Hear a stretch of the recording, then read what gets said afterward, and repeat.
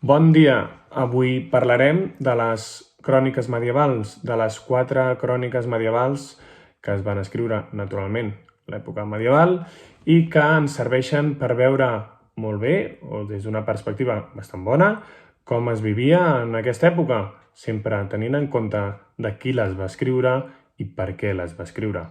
Bé, doncs hem de començar parlant d'aquestes cròniques dient que són autèntiques peces narratives d'un gran valor creatiu, és a dir, ens donen informació de com vivien, però també tenen un valor creatiu i narratiu que no hem d'oblidar a l'hora d'analitzar-les. Aquestes obres historien l'època a la plenitud de la Catalunya medieval i ens permeten conèixer aspectes de la societat catalana d'aquell moment. Des de finals del segle XIII al XIV es van escriure les cròniques de 4 personatges. D'aquí, de Jaume I, crònica de Bernat Desclot, la crònica de Ramon Muntaner i la crònica de Pere el Cerimoniós. La finalitat d'aquestes cròniques, doncs, deixar constància d'uns fets amb un valor didàctic, naturalment, sobretot moralitzant. Són el millor conjunt historiogràfic de l'Europa medieval, poca broma, i les de Jaume I i de Pere el Cerimoniós són les úniques autobiografies de monarques medievals. Doncs bé, anem a veure. La primera d'aquestes obres és el llibre dels Fets i és una autobiografia de Jaume I, Jaume el Conqueridor. El procés d'elaboració d'aquesta obra surt a partir de la motivació de la conquesta de Mallorca el 1229. Jaume I escriu l'obra i finalment mor el 1276. És el manuscrit més antic conservat, el de 1343, és a dir, han passat molts anys i aquest manuscrit conservat és una còpia, no és original. Hem de dir que aquests llibres dels fets no són una crònica pròpia, tot i que tinguin el nom de crònica, sinó que són llibres de fets, expliquen uns fets per als quals va passar durant la seva vida. No l'escriu, sinó que la dicta, és a dir, nosaltres, mentre llegim aquesta obra, podem veure una gran influència de la parla oral. Què explica? Explica la vida i les gestes del rei, sobretot de la conquesta de Mallorca i de València, però també ens explica fets quotidians que ens permeten veure, a través d'un prisma molt llunyà, com es vivia en aquella època. Hi ha un pròleg i un epíleg que l'escriu algú més culte que ell quan el rei ja era mort. Aquesta diferència d'estil ens permet veure que l'autor és diferent. Hi ha una intenció didàctica i un sentiment. Quin sentiment? Un sentiment religiós i providencial, providència divina. Veurem que aquest sentiment apareix en totes les 4 cròniques. Hi ha un llenguatge popular amb llengües pròpies dels personatges, és a dir, s'hi barreja el català, el castellà, l'aragonès, l'àrab, el francès. Segons què parlin els personatges, hi apareix aquella llengua.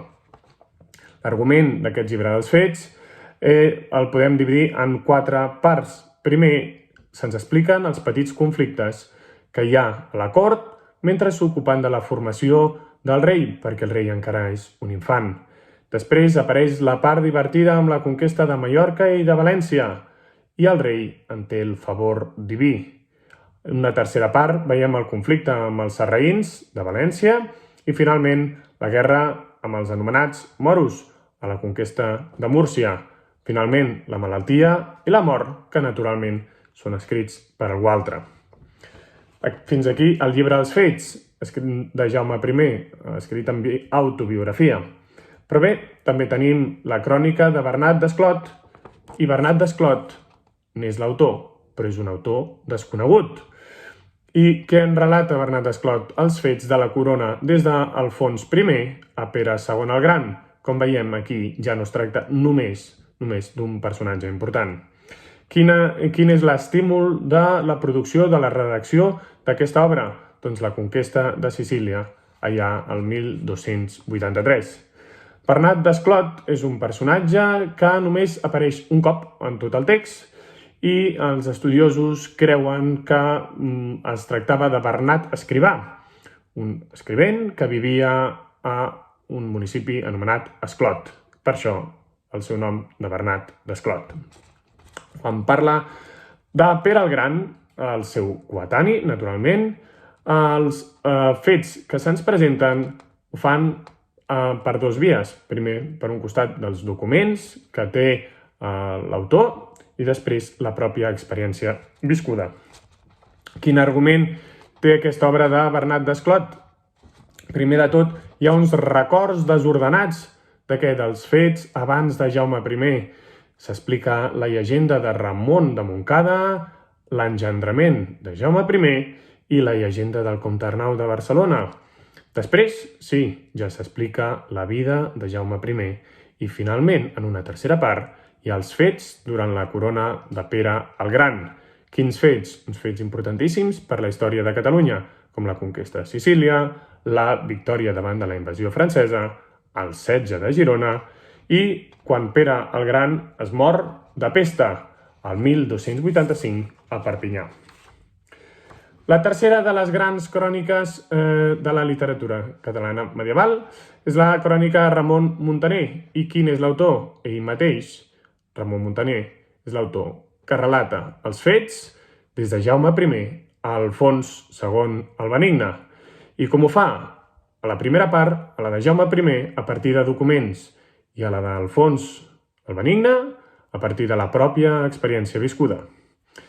Ramon Muntaner i Jaume I tenen una història força curiosa. En un viatge, Jaume I passa per Peralada i la família de Muntaner li dona hostatge. Després, el 1285, Ramon Muntaner emigra perquè els almogàvers destrueixen Peralada, la seva ciutat. I ell participa a la conquesta de Mallorca i lluita contra els francesos a Sicília. Al 1300 hi ha el setge de Messina, on participa al costat de Roger de Flor. I el 1302 va a una expedició a Orient participant al costat també de Roger de Flor. El 1315 transporta un nadó orfe de Catània a Perpinyà i resulta ser Jaume II. Finalment es retira durant 10 anys, té un somni i escriu les memòries. Les escriu durant 3 anys. I segons ell mateix diu, per què escriu aquesta obra és perquè ha viscut moltes aventures i també per providència divina, com els altres companys. Finalment mor a Eivissa, el 1336. Quin és l'objectiu de Ramon Muntaner a l'hora d'escriure aquesta crònica? Doncs glorificar naturalment els reis d'Aragó. I a partir d'aquesta glorificació s'estableix la base catalano-aragonesa, aquesta maduresa nacional, a partir de 3 aspectes.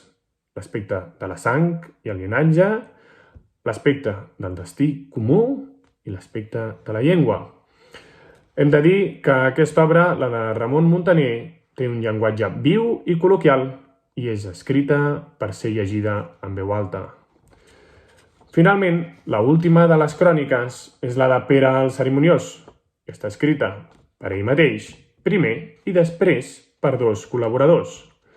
Què ens explica aquesta obra? En relata els fets des d'Alfons el Benigne, que és el seu pare, fins a Pere el III, que és ell mateix, i que fou el gran reformador, no ho oblidem, de la Cancelleria Reial.